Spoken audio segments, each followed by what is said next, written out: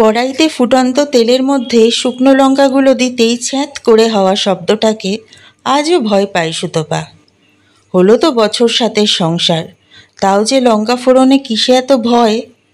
ওই যে চিরবির করে ফোটে, এতেই বড্ড অস্বস্তি হয় ওর। লঙ্কাগুলো তেলে পড়ে একটু স্থির হলে তবেই এগিয়ে এসে সেদ্ধ ডালটা দিয়ে দিল কড়াইতে। ওদিকে মাছগুলো নুন হলুদ আর কাঁচা সর্ষের তেল দিয়ে অনেকক্ষণ মাখিয়ে রেখেছে। কিছু না হোক একটু ডাল আর মাছ ভাজা দিলেই সমীর সোনামুখ করে খেয়ে নেয়। কিন্তু সেটা সময় দিতে হবে। 9টার গেদে লোকাল না পেলে অফিসে ঢুকতেই দেরি হয়ে যায় ওর। আর এই যে বেরোবে আর ঢুকবে সেই রাত 9টা। এসে থেকেই এমন ক্লান্ত হয়ে থাকে, যাই বলতে যায় সবসময় যেন আগুন ছোটে। কথা বলতেই ভয় লাগে সুতপার। কাল রাতে মামাইয়ের নতুন স্কুলে ভর্তি হওয়ার কথা বলতে গেছিল। হয়ে তো গেল 3:30। 4-এ কোনো ভালো স্কুলে না দিতে পারলে বড্ড দেরি হয়ে যাবে, এই ভাবনা থেকেই বলতে গেছিল। কিন্তু যেভাবে রিয়্যাক্ট করলো, বড্ড অপমানে লেগেছে সুতপার। হতে পারে বাড়িতেই থাকেও, কিছু করে না, কিন্তু খাটনি সে কি কিছু কম? কোন সকালে উঠে মামাইকে তৈরি করে স্কুলে পাঠিয়ে দিয়েই সেই যে শুরু হয় দিন, শেষ হয় সেই রাত 12টায়। মামাইকে স্কুলে দিয়ে আসে সমীর। ফেরার পথে বাজার করে নিয়ে আসে। সে যা বাজারের ছিঁড়ি, যে রান্না করে সেই জানে। তাই দুপুরের দিকে একটু বেরিয়ে নিজেও টুকটাক নিয়ে আসে বাজার। মেয়ের বাড়ন্ত বয়স, এই সময় একটু ফল একটু দুধ না দিলে মাথা তুলে দাঁড়িয়ে থাকবে কি করে বহুদিন পর্যন্ত? তারপর যদি ওদের মতো এমন ঝড়ঝাপটা আসে জীবনে, লড়তে হবে তো। সংসারে যেরকমই অবস্থা থাক, পুষ্টিটা দরকার। সেটারই যেন অভাব সুতপার পরিবারে। সারাদিন সব চুপচাপ, আর যদিও কথা হয় 1-2টোর পরই পারদ চড়তে থাকে একটু একটু করে। সেই মুহূর্তে সামলে না নিলে বিস্ফোরণ নিশ্চিত। কি কথা দিয়ে শুরু হয় আর তার যে শেষ কোথায় কেউ জানে না। খুব কষ্ট হয় সুতপার। কত স্বপ্ন কত আশা নিয়ে নিজের পছন্দের এই সমীরকে বিয়ে করেছে ও। 7 বছরেই কেমন হাঁপিয়ে উঠেছে। আর সমীর, ওকে দেখে তো এটা স্পষ্ট যে একদম সুখী নয় ও। কত উদাহরণ দেয়, এর বউ চাকরি করে, ওর বউ চাকরি করে, কিন্তু সুতপা কি করবে সে সব শুনে? ও যদি চাকরিতে বেরিয়ে যায়, আরও অপুষ্টিতে ভুগবে এই বাড়ি। আজকাল যেন দায়িত্ব ছাড়া আর কিছুই করে না সুতপা, সবটাই দায়িত্ব পালন। ভাত হলো। রোজকার মতো এক প্রশ্ন এক সময়। চোখ বন্ধ করে বলতে পারবে সুতপা যে এখন 8:15 বাজে। ভাত গুছিয়ে দিতে দিতে 5 মিনিট, ওর খেতে 10 মিনিট, তারপর আরও 10 মিনিট এদিক ওদিক করে বেরিয়ে যায় সমীর। মেয়ে আসে 10টা, তারপর সারাদিন দুজন মনে হলেও টুকটাক কাজ চলতে থাকে।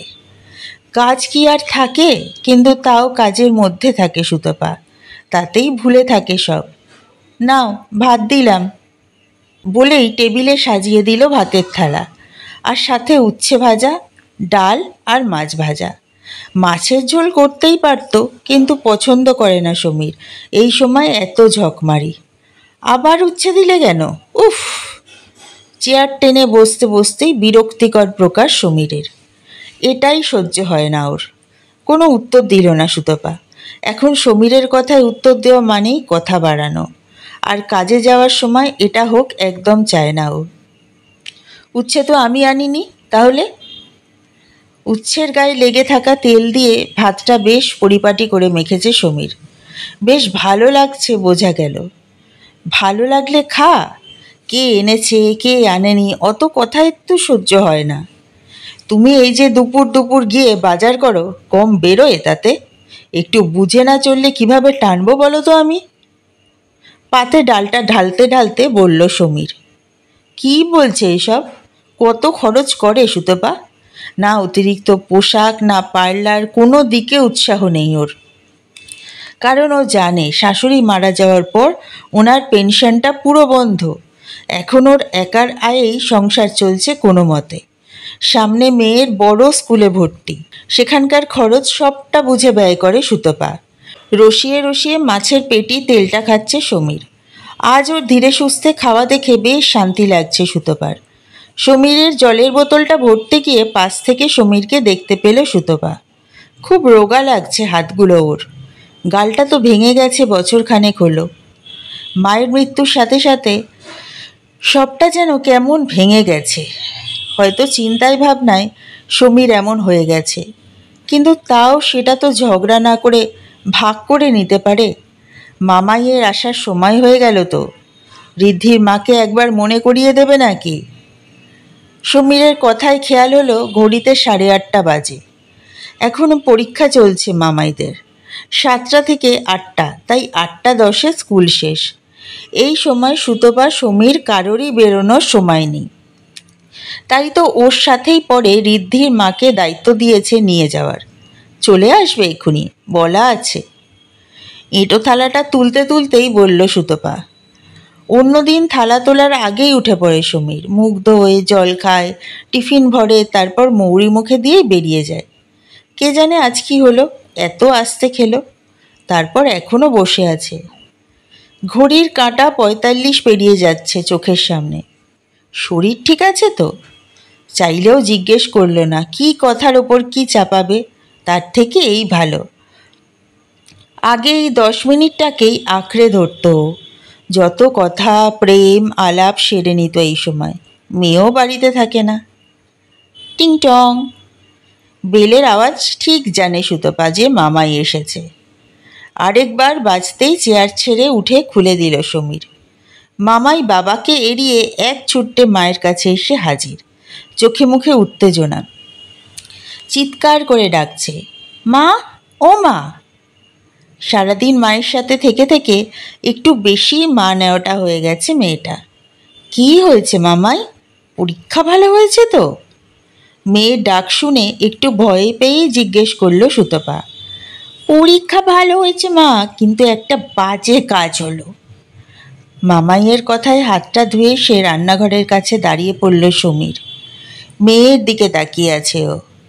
সুতপা একবার সমীরকে দেখলো, আরেকবার ঘড়িটা। রং উঠে গেলেও সময়টা একদম সঠিক দেয় ঘড়িটা। সুতপার ইশারা বুঝে নিজেকে গোছাতে লাগলো সমীর। মা জানো, আজ প্রিয়ক ঋদ্ধিকে হামি দিয়েছে। কথাটা বেশ জোরে বললেও হামি শব্দটা ফিস ফিস করে বলল মামাই। হামি শব্দটা যে একটু লুকিয়ে রাখতে হয় সেটা 4 বছরের মামাই বেশ জানে দেখে চিন্তায় পড়ল সুতপা। সারাদিন কার্টুন বা খেলা, এর বাইরে তো সেরকম কিছু নেই। তাহলে কোথা থেকে জানলো যে হামি শব্দটা একটু রেখে ঢেকে রাখতে হয়? কেন রে, ঋদ্ধি কি এমন করলো যে হামি দিল? খুব সরল ভাষায় প্রশ্ন করল সুতপা। আসলে প্রিয়ক একটা অঙ্ক পারেনি, ঋদ্ধি বলে দিল, তাই ওর গালে জোরে একটা হামি দিল প্রিয়ক পরীক্ষার শেষে। কথাটা বলার সাথে সাথে মেয়ের মুখ লাল হয়ে যাচ্ছে দেখে সেটা সুতপার চোখ এড়ায়নি।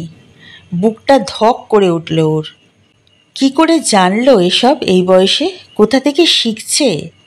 আর প্রিয়ক ছেলেটা কতটা পাকা যে একটা মেয়েকে হামি দেয়? আর ভাবতে পারছে না সুতপা। বরটা তো হাতের বাইরেই চলে গেছে, এবার মেয়েটাও। চিন্তায় কুঁকড়ে যাচ্ছে সুতপা। আচ্ছা মামাই, হামি দিলে কি হয়? কি উত্তর পাবে জানে না সুতপা, তাই ভয়ে ভয়ে জিজ্ঞেস করলো। আরে মা, ওরা একে অপরকে লাভ করে ফেলেছে, তাই তো কিস করলো।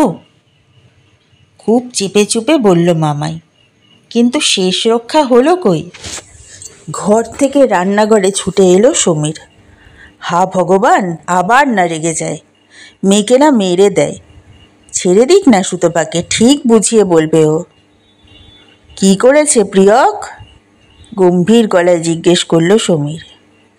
মামাই একটু অগোচরে বলল, লাভ, বয়ফ্রেন্ড গার্লফ্রেন্ড ওরা। আমার আর মায়ের মতো? জিজ্ঞেস করল সমীর। মামাই বোধহয় সাহস পেয়ে গেছে এবার, তাই সামলে নিয়ে বলল, না, তোমরা তো ঝগড়া করো, আর ফ্রেন্ডরা ঝগড়া করে না। সমীর তাড়াতাড়ি এগিয়ে গেল সুতপার সামনে, তারপর জড়িয়ে ওর গালে একটা মিষ্টি চুমো এঁকে দিল। থ হয়ে গেল সুতপা। কি ছিল এটা? কতদিন পর ছিল সেটাও জানা নেই। এবার দেখ তো ঋদ্ধি আর প্রিয়কের মতো আমরাও ভালো বন্ধু হলাম কি না। বাবা, এটা আলাদা ওটা আলাদা। একটু শেষ হওয়ার আগেই একটা হামি মেয়ের গালে এঁকে দিল সমীর। দেখ তো, এটা হলো এবার? গুলিয়ে যাচ্ছে বোধহয় মামাইয়ের এবার। এটা কেমন হলো?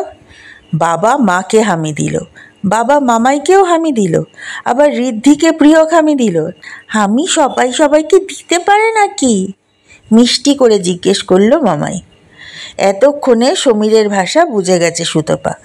আর দেরি করল না, তাড়াতাড়ি সমীরের গালে এঁকে দিল বহুদিনের কাঙ্ক্ষিত চুম্বন। তার জের একটু কেঁপে গেল বোধহয় সমীর। তারপর সুতপা এসে মেয়ের গালেও হামি খেলো। মামাই আর কিছু বুঝতে পারছে না, বা চাইলেও না। পটপট করে ও এসে মা বাবাকে হামি খেয়ে দিল। সব প্রশ্নের উত্তর পেয়ে গেছে বোধহয় মামাই। হামি চুমু যাই হোক, সবটাই ভালোর চিহ্ন, ভালোবাসার চিহ্ন, ভালো থাকার চিহ্ন। বাচ্চারা নিজেদের মতো একটা ভাবনা সাজিয়ে নেয়, আর তাদের ভাবনাকে ভুল প্রমাণ করার দায়িত্ব পরিবারের। তাই ঝগড়া নয়, ওদের সামনে আমাদের দাম্পত্যকে চুম্বন দিয়ে সাজানো উচিত। বোঝানো উচিত এটা ভালোবাসার প্রতীক। লজ্জা নয়, আনন্দে বলা উচিত, আমরা ভালোবাসি, আমরা হাসি। 10টা 20টা 30টা 50টা 80টা 90টা সেঞ্চুরিটা হামি দিয়ে সাজান পরিবারকে। বাচ্চা শিখুক এটা ভালোবাসার প্রতীক। কি গো, অফিস যাবে না? আর বাঁধো বাঁধো লাগছে না সুতপার। স্বচ্ছন্দে জিজ্ঞেস করলো, আর হেসে উত্তর দিল সমীর, না, আজ বাড়ি থেকে শুধু 3 জনে হামি খাবো, সাথে বিরিয়ানি। ইয়ে বলে লাফিয়ে উঠল মামাই। পুষ্টিকর পরিবার করতে গেলে সেঞ্চুরিটা হামিই যথেষ্ট।